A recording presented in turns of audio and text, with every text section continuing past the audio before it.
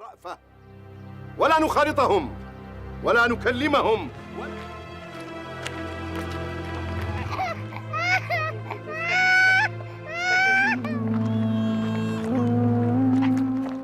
السلام علیکم دوستو، حضرت عمر رضی اللہ عنہ کے لیے یہ بات ناقابل برداشت تھی کہ قریش تو کھلم کھلا خانہ کعبہ میں اپنے دیوتاؤں کی پوجا کریں اور مسلمان اپنے سچے رب کی عبادت چھپ چھپ کر کریں۔ وہ خود بھی خانہ کعبہ کے سامنے نماز پڑھتے اور دوسرے مسلمانوں کو بھی نماز پڑھنے کی ہمت دلاتے۔ کبھی کبھار ایسا بھی ہوتا کہ وہ اور حضرت حمزہ رضی اللہ عنہ ایک بڑی تعداد میں مسلمانوں کو ساتھ لے کر بیت الحرام آ جاتے۔ ایسے موقعوں پر سردار قریش کعبہ سے دور ہی رہتے۔ ان کو ذلت محسوس ہوتی اور وقار کو دھچکا لگتا کہ ان کے وہاں ہوتے ہوئے مسلمان اپنی عبادت کریں۔ اگر وہ انہیں نماز سے روکتے تو انہیں معلوم تھا کہ حضرت عمر رضی اللہ عنہ کسی بات کا لحاظ نہیں کریں گے، لیکن انہوں نے یہ طے کیا ہوا تھا کہ وہ اس جوان کے دل سے بات نکال دیں کہ اس نے انہیں شکست دے دی ہے۔ قریش نے ابو جہل کے دباؤ میں آ کر فیصلہ کیا کہ اس مسئلے کا بہترین حل یہی ہے کہ پورے بنی ہاشم کے خاندان پر ارکان دین بجا لانے اور خانہ کعبہ میں عبادت کرنے پر پابندی لگا دی جائے۔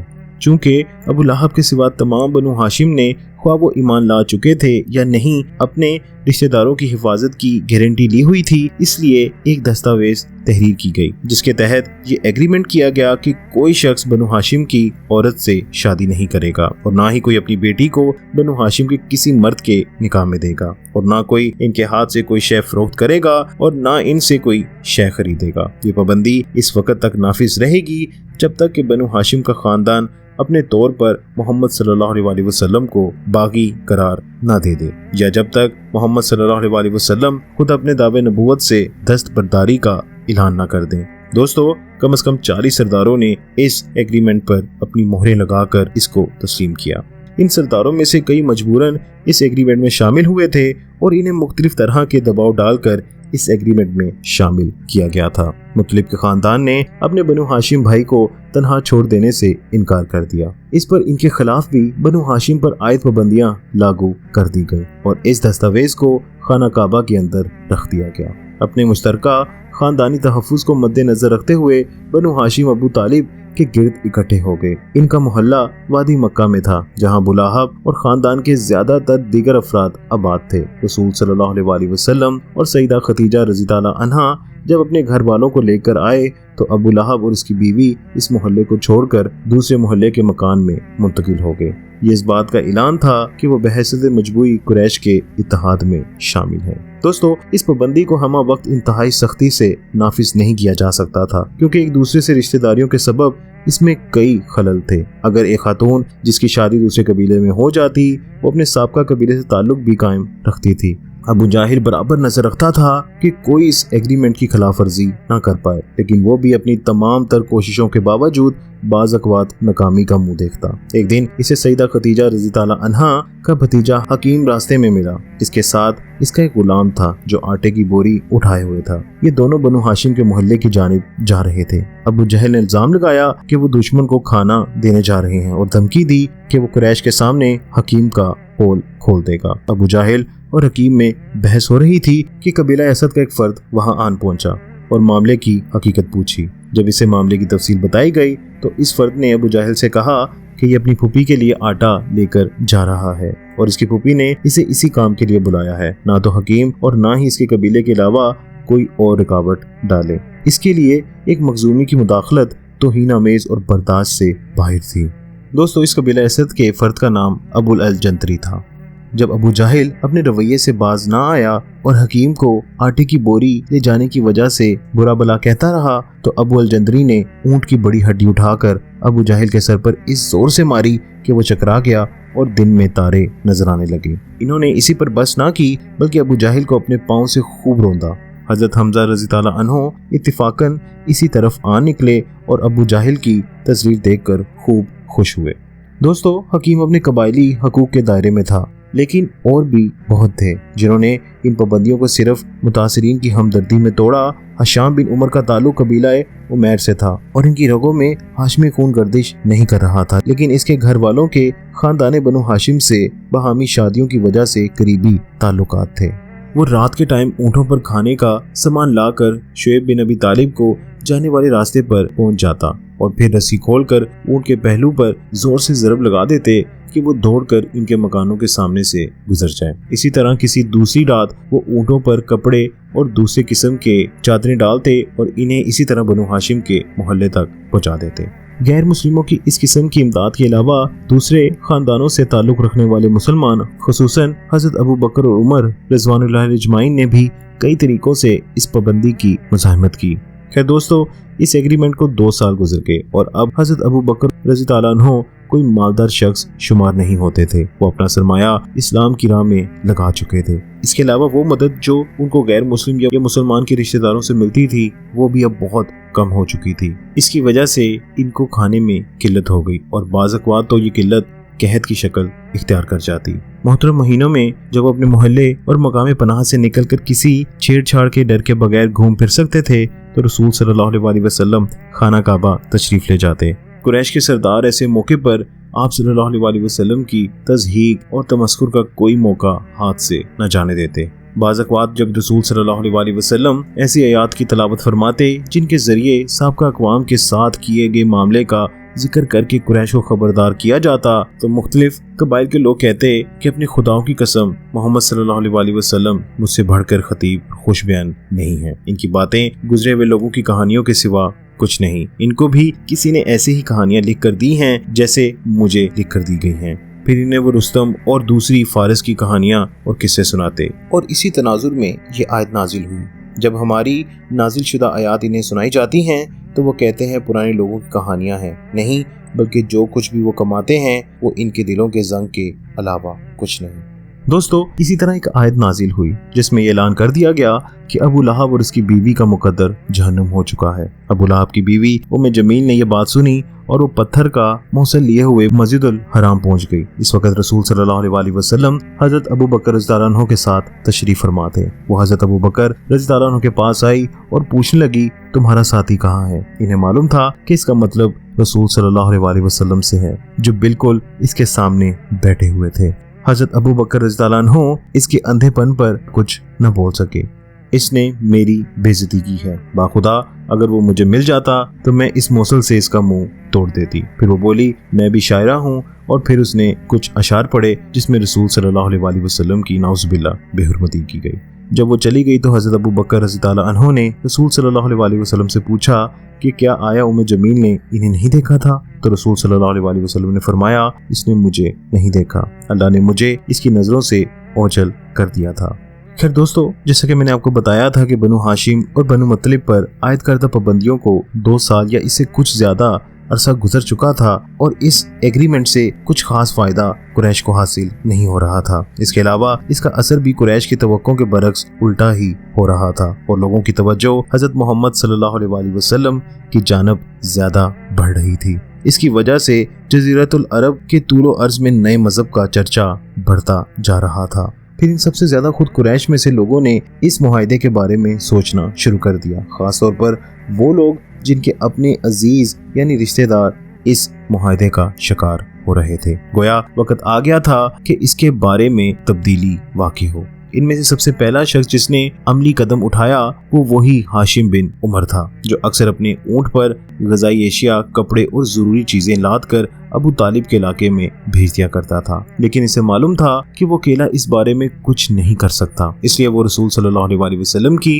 फूफी अतीका के बेटे जुबैर मखजूमी के पास गया और इसने कहा, क्या तुम इस पर राजी नहीं हो कि तुम चैन से खाना खाओ, लिबास पहनो और औरतों से शादी करके इत्मीनान का सांस लो, जबकि तुझे खूब पता है कि तेरी माँ के रिश्तेदारों पर क्या गुजर रही है। वो ना तो खरीदो फरोख्त कर सकते हैं, ना शादी कर सकते हैं, ना अपनी बेटियां शादी में दे सकते हैं। मैं खुदा की कसम खाकर कहता हूँ, यही मामला अबुल हाकिम यानी अबू जाहल की माँ के भाइयों के साथ होता और तुम इसे यही कुछ करने को कहते जो तुम इसके कहने पर कर रहे हो, तो वो इस पर कभी राजी ना होता। इस पर जुबैर बोला, बुरा हो तेरा हाशिम, आखिर मैं क्या कर सकता हूँ, मैं तो बस अकेला बंदा हूँ, अगर मेरे साथ कोई और आदमी हो जाए तो मैं इस वक्त तक चैन से ना बैठूंगा जब तक मैं इस मुआहदे को खत्म ना करवा दूं। हाशिम बोला, मुझे एक आदमी मिल गया है। जुबैर ने पूछा, कौन? तो हाशिम ने कहा, वो मैं हूँ। जुबैर ने कहा, चलो एक तीसरा आदमी तलाश करते हैं।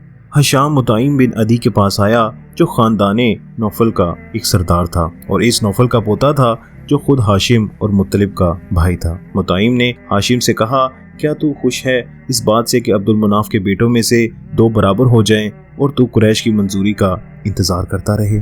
خدا کی قسم اگر تو نے انہیں ایسا کرنے دیا تو تجھے جلدی ہی معلوم ہو جائے گا کہ وہ اس کے بعد یہی سلوک تمہارے ساتھ بھی کریں گے۔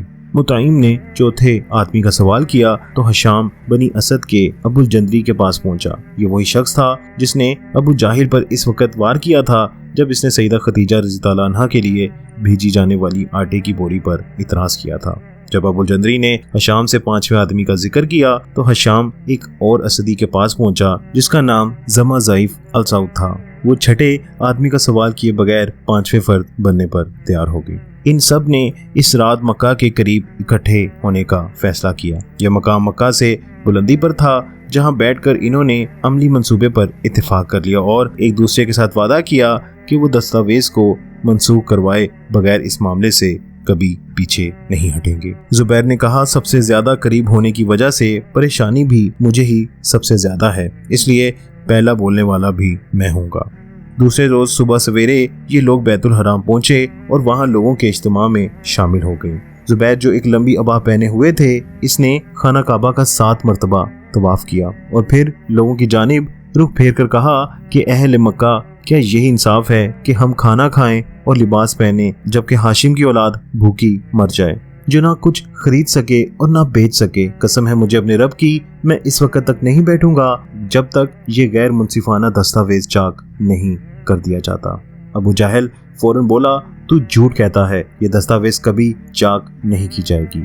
زمان نے کہا، تو سب سے بڑا جھوٹا ہے، ہم تو اس تحریر کے حق میں ہی نہیں تھے جب یہ لکھی جا رہی تھی۔ ابو الجندری بول اٹھے، زمان بالکل ٹھیک کہہ رہا ہے، اس تحریر میں جو کچھ لکھا گیا ہے ہم لوگ اس کو بالکل پسند نہیں کرتے، ہمیں یہ منظور نہیں۔ مطعم بولے، تم دونوں سچ کہتے ہو اور جو اس کے خلاف کہتا ہے وہ جھوٹا ہے۔ ہم لوگ اپنی بے گناہی اور اس امر میں ہم اپنے اللہ کو پکار کر گواہ بناتے ہیں کہ جو کچھ اس دستاویز میں لکھا گیا ہے اس کو ہم بالکل منظور نہیں کرتے۔ ہشام نے بھی اس طرح کی باتیں کی اور جب ابو جہل نے ان پر الزام لگایا کہ انہوں نے راتوں رات یہ چال چلی ہے تو مطعم اس کی بات رد کرتے ہوئے دستاویز لانے کے لیے کعبہ کے اندر چلے گئے۔ جب وہ باہر نکلے تو ان کے ہاتھ میں جھلی کا چھوٹا سا ٹکڑا تھا۔ کیڑوں نے اس ساری دستاویز کو کھا لیا تھا، بس کچھ بچا تھا تو وہ حصہ جس پر بسم اللہ الرحمن الرحیم لکھا ہوا تھا۔ قریش میں سے زیادہ تر لوگ تو پہلے ہی اس دستاویز کے خلاف ہو چکے تھے۔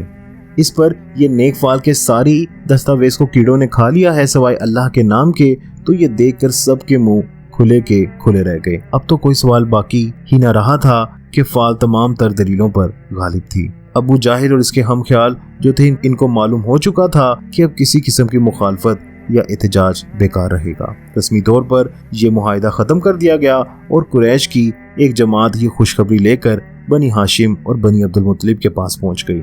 معاہدے کا ختم ہونا تھا کہ مکہ نے راحت اور اطمینان کا سانس لیا اور وقتی طور پر مسلمانوں کے خلاف دشمنی اور تناؤ میں کمی آ گئی۔ اس واقعے کی مبالغہ امیز خبریں جلد ہی حبشہ بھی پہنچ گئی۔ کچھ مہاجرین نے واپس مکہ جانے کی تیاریاں شروع کر دیں، لیکن کچھ لوگوں نے، جن میں حضرت جعفر رضی اللہ عنہ بھی شامل تھے، فیصلہ کیا کہ وہ ابھی بھی مزید وہیں پر ٹھہریں گے۔ اسی دوران قریش کے سرداروں نے اپنی کوششوں کو اس امر پر مرکوز کر دیا کہ رسول صلی اللہ علیہ وسلم کو کسی سمجھوتے پر راضی کر لیا جائے۔ یہ اقدام ان کے سابقہ رویے کے برعکس تھا۔ ولید اور دیگر سرداروں نے تجویز پیش کی کہ دونوں فریق دونوں مذاہب پر عمل پیرا ہوں۔ رسول صلی اللہ علیہ وسلم کو اللہ تعالیٰ نے اس پیشکش کے جواب کی زحمت سے اس طرح بچا لیا کہ 6 آیات کی صورت میں آسمان سے وحی نازل ہوئی۔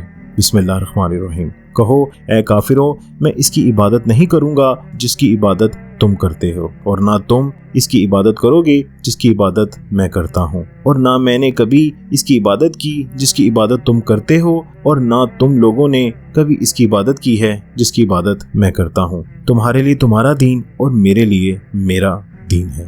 دوستو، اس طرح وہ سختی جو وقتی طور پر کم ہو چکی تھی، حبشہ سے آنے والے مہاجرین کی مکہ آمد سے پہلے ہی دم तोड़ गई। हजरत जाफर और हजरत जाहश रिज़वानुल्लाह अजमाइन के अलावा रसूल सल्लल्लाहु अलैहि वसल्लम के सारे रिश्तेदार वापस आ गए। इनके साथ हजरत उस्मान रज़ी अल्लाह अन्हो और सैयदा रुकैया रज़ी अल्लाह अन्हा भी थी। एक और बनी शम्स जो हजरत उस्मान रज़ी अल्लाह अन्हो के साथ वापस आए वो हजरत हुज़ैफा रज़ी अल्लाह अन्हो थे। वो अपने तहफ़्फ़ुज़ के लिए अपने बाप अतबा पर भरोसा कर सकते थे, लेकिन अबू सलमा और उम्मे सलमा रिज़वानुल्लाह अजमाइन किसी किस्म की उम्मीद नहीं कर सकते थे। इसलिए इन्होंने अपने हाशमी चचा अबू तालिब को इतला भेज दी कि वो इनकी सरपरस्ती में आने के ख्वाह हैं। अबू तालिब ने रजामंदी जाहिर कर दी। इस पर मखजूम को बहुत गुस्सा आया और वो कहने लगे, तुमने अपने भतीजे मोहम्मद को हमारे मुकाबले में तहफ़्फ़ुज़ दिया तो ठीक था, लेकिन अब तुम खुद हमारे कबीले के लोगों को अमान दे रहे हो। अबू तालिब ने जवाब दिया, वो मेरी बहन का बेटा है। अगर मैं अपनी बहन के बेटे को तहफ़्फ़ुज़ नहीं दे सकता तो मैं अपने भाई के बेटे को किस तरह बचा सकूंगा। मखजूम के पास इसके सिवा कोई चारा ना था कि वो सरदारी के इस हक के आगे सर झुका दे। इस मौके पर अबू लहब ने अपने भाई की हमायत की और मखजूम कबीला खूब जानता था कि रसूल सल्लल्लाहु अलैहि वसल्लम के खिलाफ वो इनका सबसे ताकतवर हलीफ था। वो नहीं चाहते थे कि वो इसे नाराज करें। दोस्तों, जहाँ तक अबू लहब का ताल्लुक है, शायद इसे खुद अफसोस हुआ होगा कि पाबंदी आयद करने के मौके पर इसने अपने भतीजे के खिलाफ सख्ती नफरत अंगेज ख्यालात का इजहार क्यों किया था। इसका ये मतलब नहीं कि इसकी नफरत में कोई कमी आ गई थी, लेकिन बात ये थी कि वो अपने खानदान से खुशगवार ताल्लुकात कायम करना चाह रहा था, इस उम्मीद पर कि बड़े भाई अबू तालिब की मौत के बाद वो अपने खानदान का सरदार बन सके। बहुत मुमकिन है कि इसने अबू तालिब में बीमारी के ऐसे असर देख लिए हों जिससे इसकी उम्मीद बंध गई हो कि अब अबू तालिब ज्यादा दिन जिंदा नहीं रहेंगे।